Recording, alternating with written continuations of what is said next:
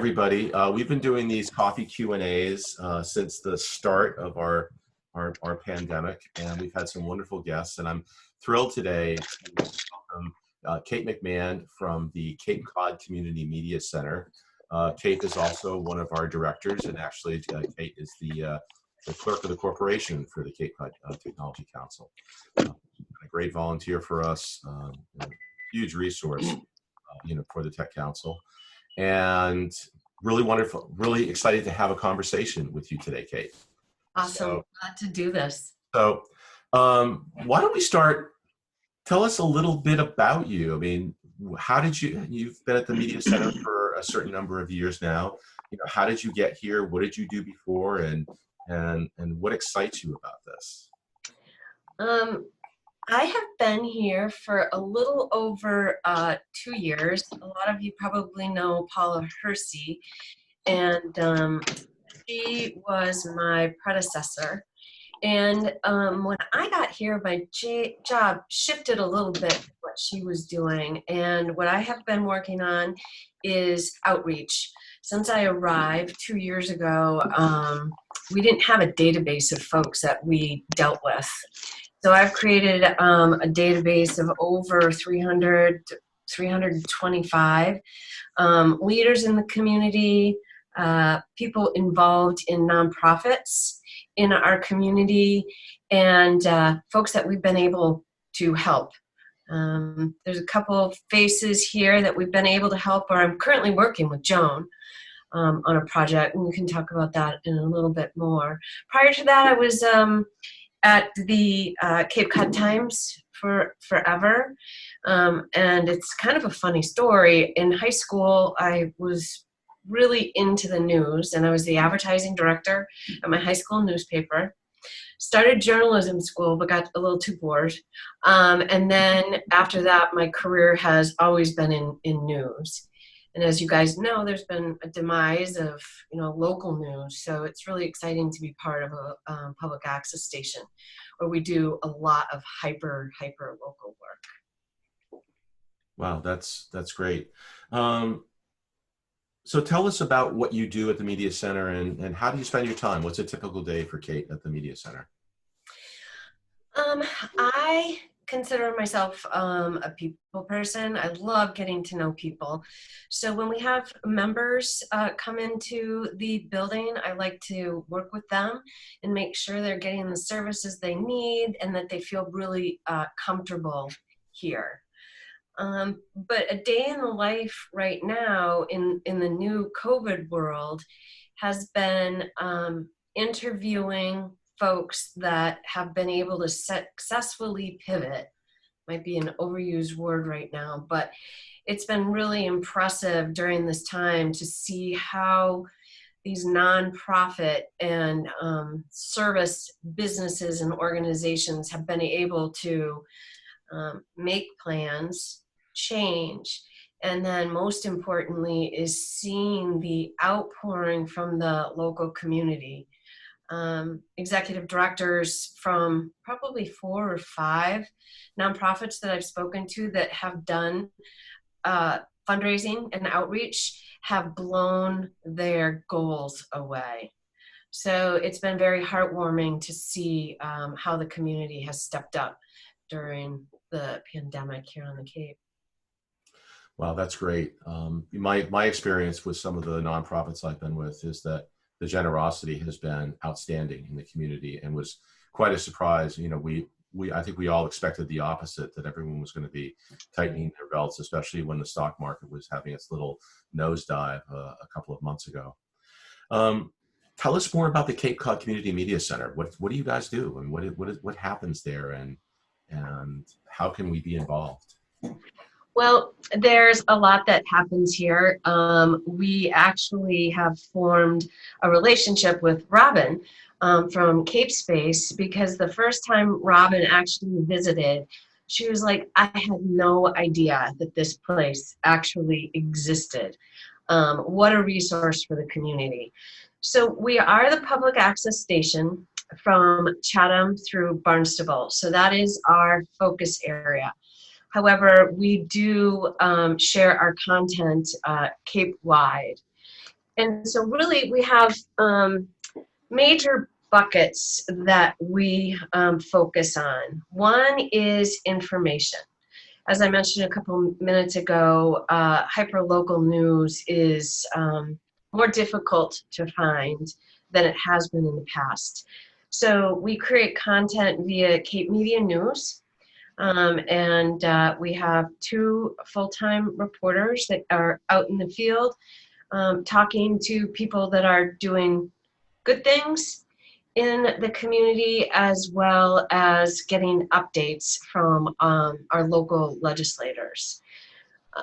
We have our members in the media center who actually produce content as well, which falls under information. And that can be anything from shows called Pizza and Prayer to ones that we subscribe to, which are Democracy Now! We have senior programming. We work with the Senior Center, and they do an audio version of their Cranberry Scoop, which is their newsletter. We also work on building community through media. And we've had a very popular new piece of equipment, which is podcasting. I'm not sure how many of you listen to podcasts, but it's a new favorite activity of mine. And we have had many organizations and individuals come in and use that equipment, from Duffy Health Center to a woman who is a local storyteller, and she is just improving on her craft. We have one of our employees, his name is Amar, and he's actually quite successful creating beats. He actually has a company called Breezy Beats.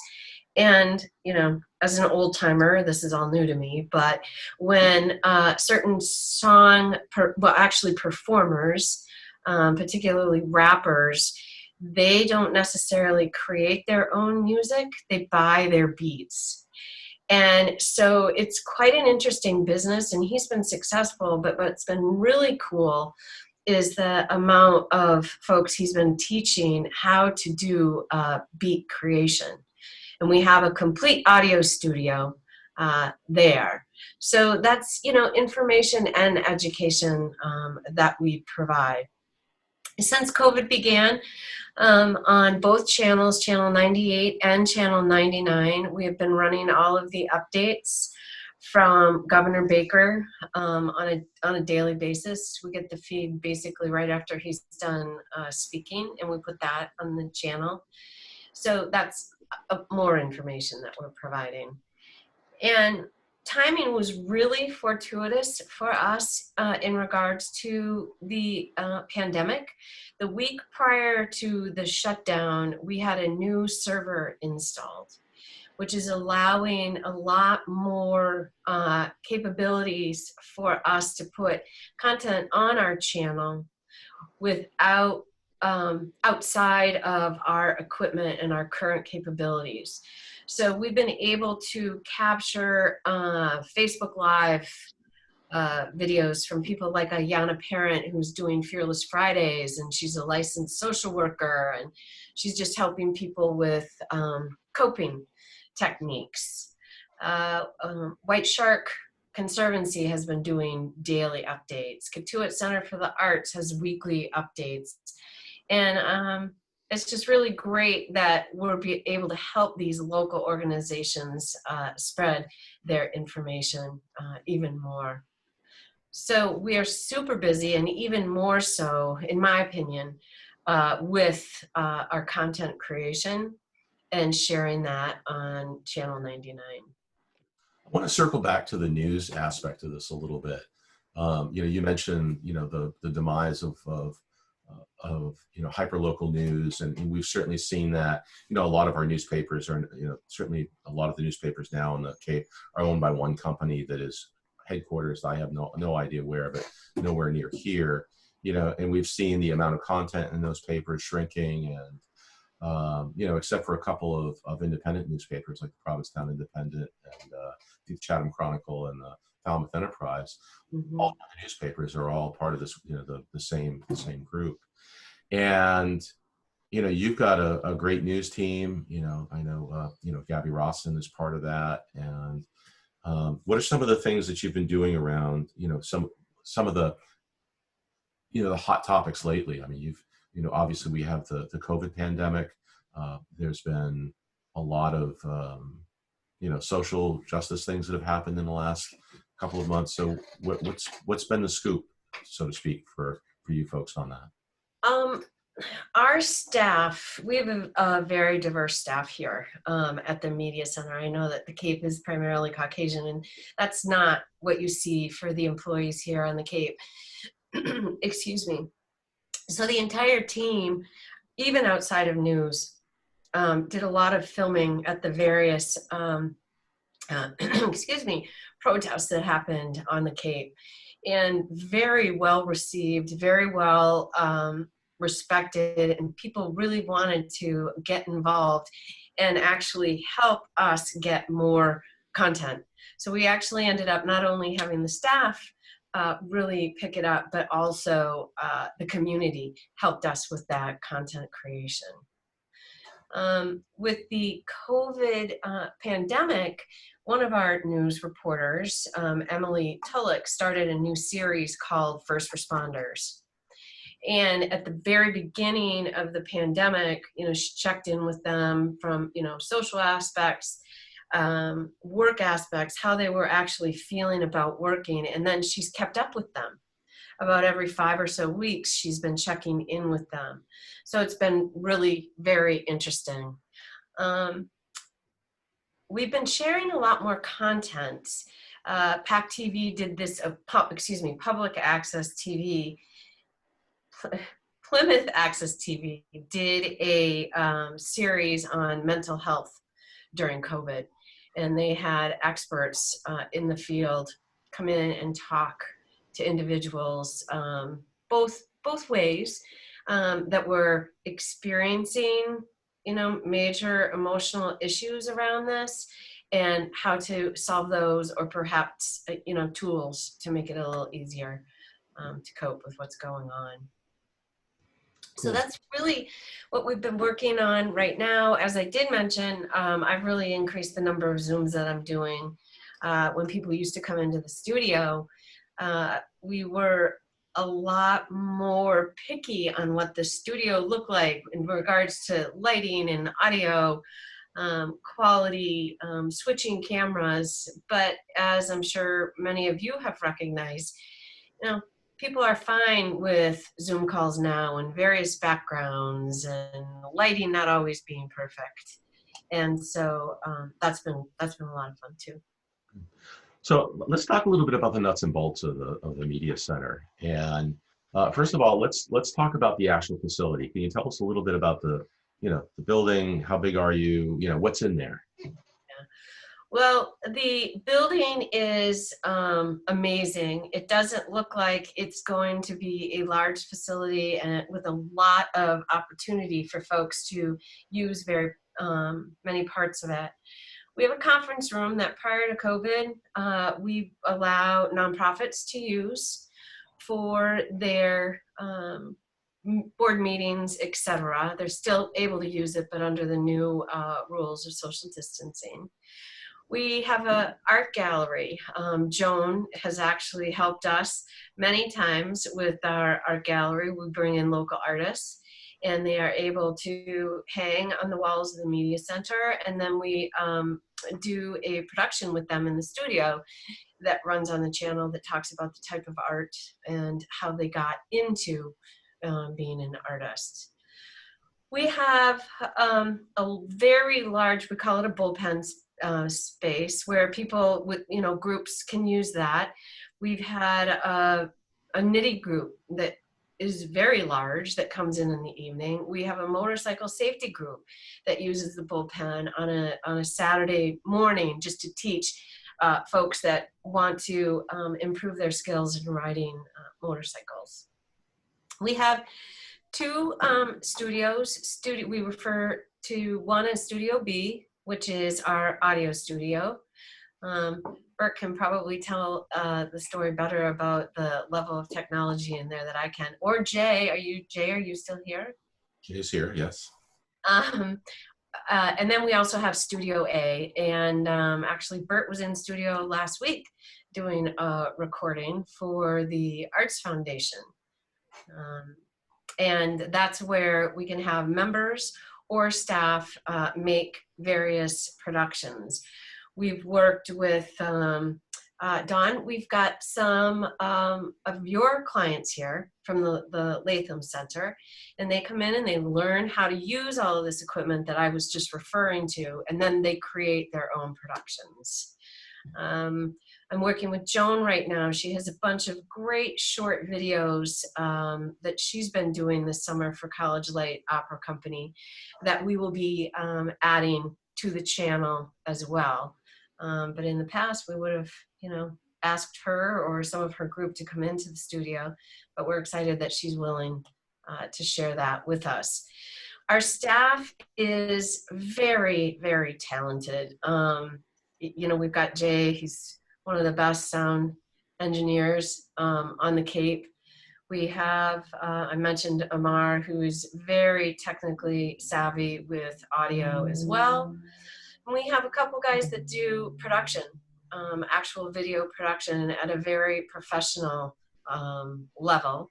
And then some of you know Izzy and Jamie because they actually did a First Friday at the at the golf course last fall talking about the media center, and they are education, marketing. They work with interns that we have from high schools and colleges every year, and again, very awesome resources.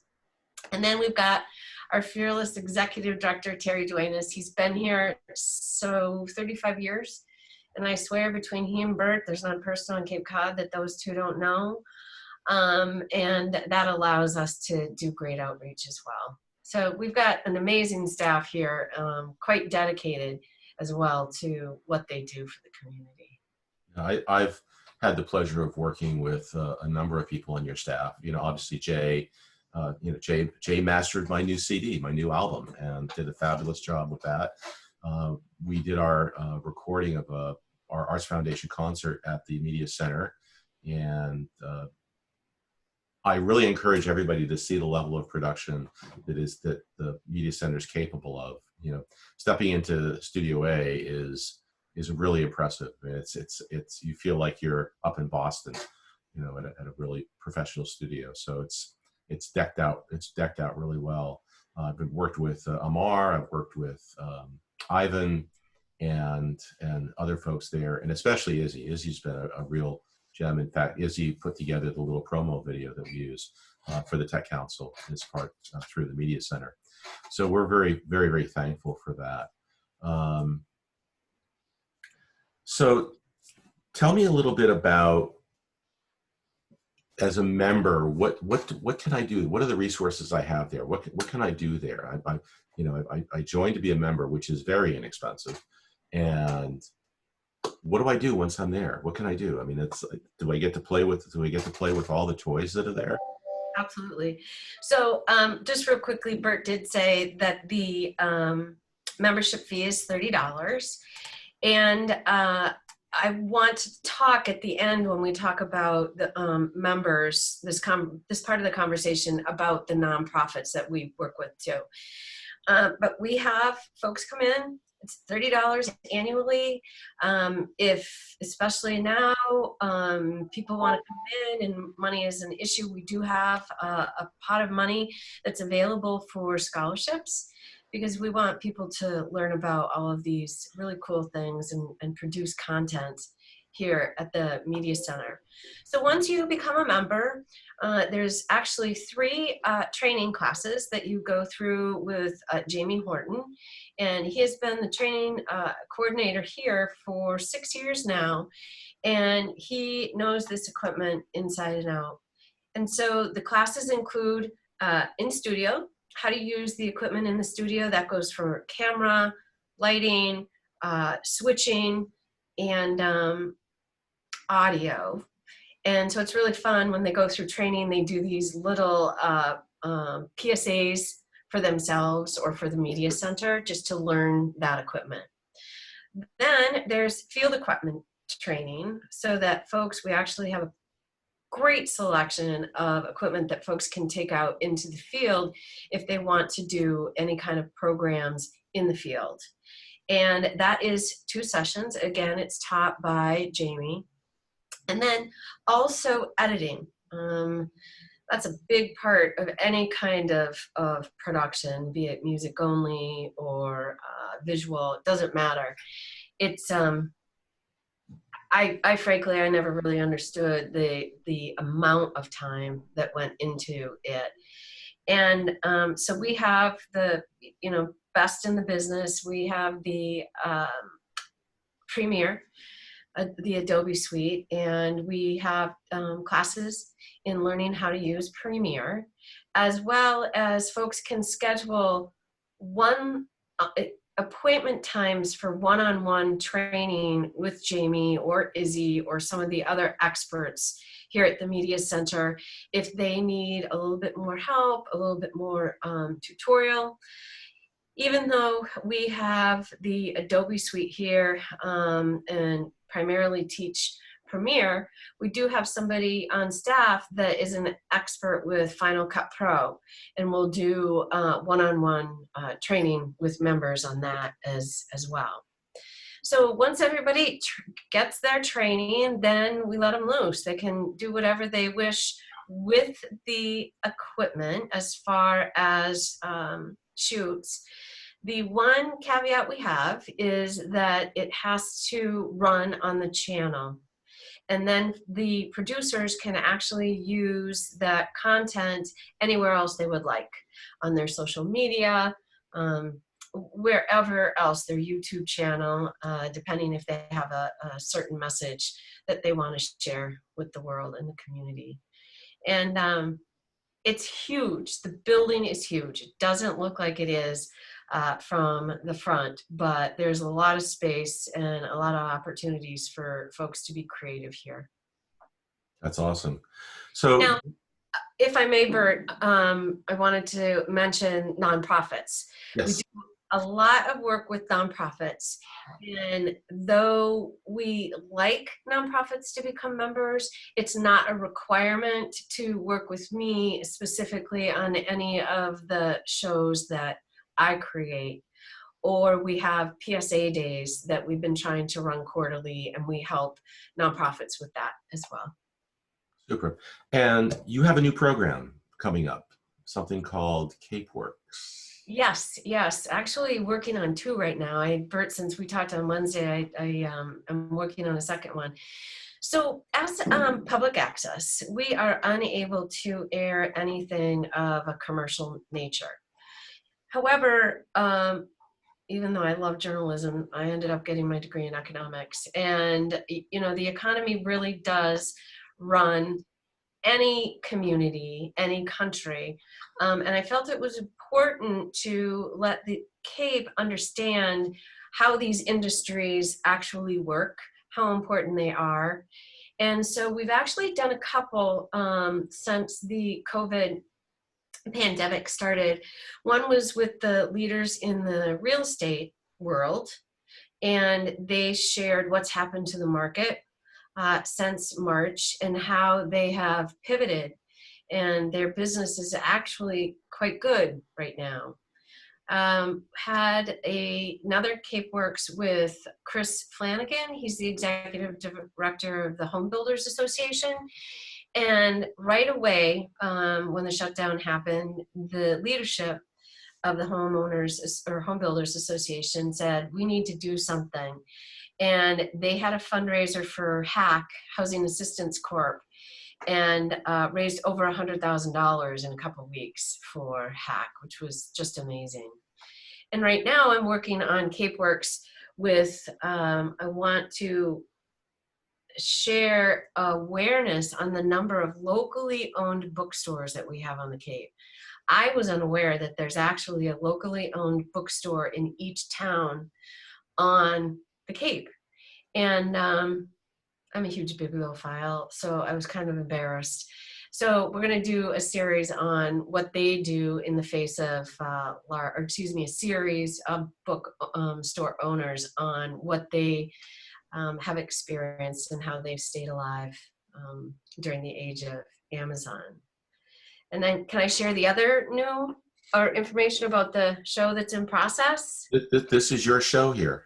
Okay. Well, many of you may know Maggie French. She's on the board of the Cape Women's Coalition, and she is so creative, and she loves to brainstorm new ideas. So she and I were chatting earlier in the week, and she's going to help me create this, but we're going to call the show Cape Women's Voices in Action. And right now, there are so many organizations on the Cape that are doing amazing work to create awareness and to educate how the women on the Cape are making the Cape a better place. So for example, Cape Women's Coalition, they are nonpartisan, and their mission is to get more women involved in local government. And that runs the gamut, just from getting somebody to go to town meeting to running for a select person role on the Cape. And so we're going to bring her in along with the League of Women Voters. It was 2 years ago, and I know we have a new law in Mass, so it doesn't have as much impact. But 2 years ago, I was at the DY job fair, and Dennis Yarmouth High School job fair, and they had a table to register students to vote. You guys, it was the busiest table at the entire job fair, and they weren't even giving away candy to the kids. So they do awesome work on the Cape. So if you all have any ideas for me in regards to any programming, I'd love to hear from you and work with you. That's great. So, Kate, would you take some questions? I'd love to. Good. So does anybody have any questions? You want to pop them in the chat or just shout them out?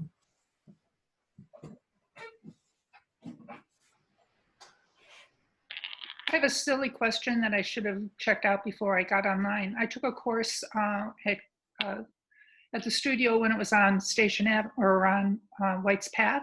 Are you still there, or are you on 28 now? We're on Shad Hole Road in Dennisport. Okay. And so real close to the intersection of 134 in 28. Yeah, I've been there now. I know what you're talking about. Thank you. Sure. Okay. Thank you. Yeah. Hey, Bert, I have a question. Steve? Steve? For those of us who don't have cable television, well, number one, I'm in Falmouth, so that I'm in a different sector, but there are community television operations across the Cape. The ones I'm familiar with are yours, Sandwich, and Falmouth Community Television. So if I dare lump the three of you together for just a second, each of you have can get your programming to viewers through the cable system. But in this age of cord cutting, where a lot of people don't have cable, obviously, if they go to the effort to log on to a computer, a laptop, an iPhone, an iPad, anything that will get to your website, content is available.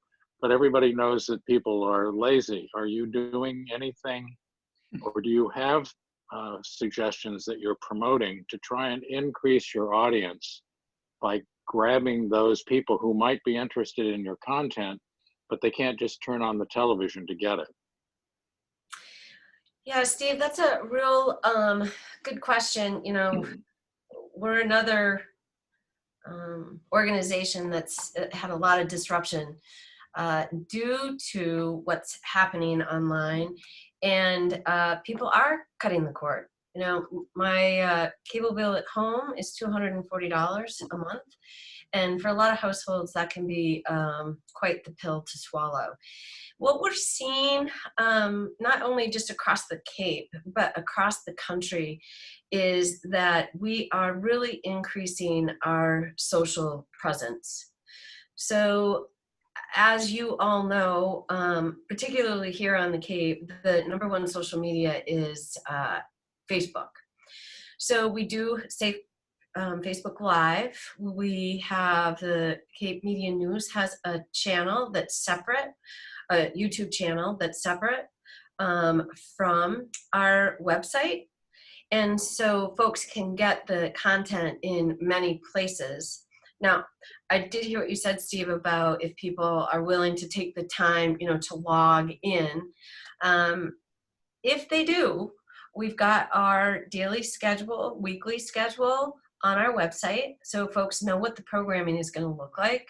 And we also have video on demand, so they're able to watch the programming directly from their computer. You also mentioned sharing content. Yep, we have Falmouth, we have Sandwich, we have ourselves, there's Mashpee TV, we have Lower Cape, and then we also have P-Town. And these stations have a great relationship. There's a shared server, so we do grab content from each other so that we make sure issues that are Cape-wide or could be of interest Cape-wide are shared as many places as we possibly can. Great. Hey, Kate, So, this is Jay. Could I just add in a couple things? Please, Jay. okay, Jay. First of all, Kate's spot on with everything, so she hasn't missed a beat with any of this. And I just wanted to let you know that also from the access standpoint, on our web page, you can watch both the video on demand stuff as well as live streaming of the channel itself. So if you're outside of the channel 99 of our 5 towns, you can catch it online that way. But we also have, with this the new server set up, are going to be implementing streaming through Roku, possibly Apple TV as well. Just offshoots of the traditional cable streaming, cable broadcasting, so they'll be able to reach our programming from those points as well. And thanks for all the kind words too. See, that's why he's the IT director and I'm not. Thanks. So, Kate, got a couple questions from Robin. Can you talk a little bit about the status of your funding issues? That's a great question. So public access was born in the 1970s with local volunteers that just wanted to take advantage of a specific medium. And then via the Cable Act of 1984, which Senator Markey was actually part of, there was an agreement made with cable companies for using the town right-of-ways. They are required to share a percentage of the revenue that they make in each and every one of the markets. So Steve mentioned earlier cord cutting. So therefore, our revenue is decreasing at this point in time. We are going through renewals with the cable companies right now. That happens, well, at least at this point, every 10 years. And, fingers crossed, things are going very well. They're not decreasing percentages, but there will be a decrease in, real dollars because of the cord cutting. And we're hoping to have those done, all of them done, Q1 of 2021. So we, like everybody, we do watch our budget, especially during this time. Kate, are there other sources of income besides the cable companies? Do you have any development efforts that the Media Center does? We do. Jay might be able to speak better to this, but we do production services. And that is when these folks that I told you are real experts in audio and visual go out into the field and actually record events. Homeowners associations that have annual meetings that may have, they're only part-time residents, but they want to do something so that everybody can participate. In the past, we've worked with the Cape Cod Symphony.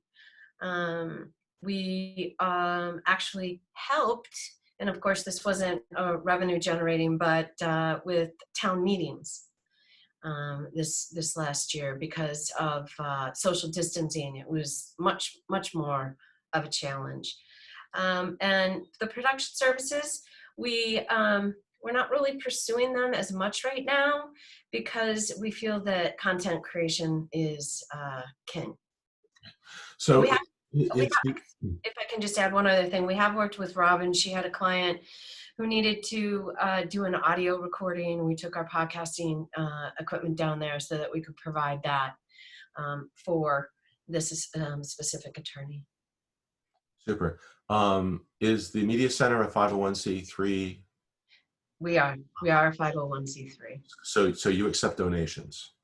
We sure do. We Okay. sure do. Just wanted to make that clear, that so anybody has an inkling, whether small or large, I'm sure that would be appreciated.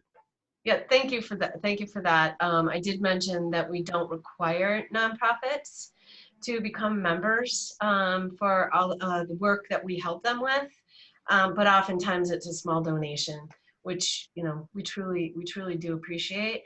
And at this point in time, guys, we're actually just putting that towards scholarships, so that we can get more and more folks in. We did do Story Slam with Cape Cod Beer, and at one point we were doing it as a shared fundraising event between the Media Center and another nonprofit.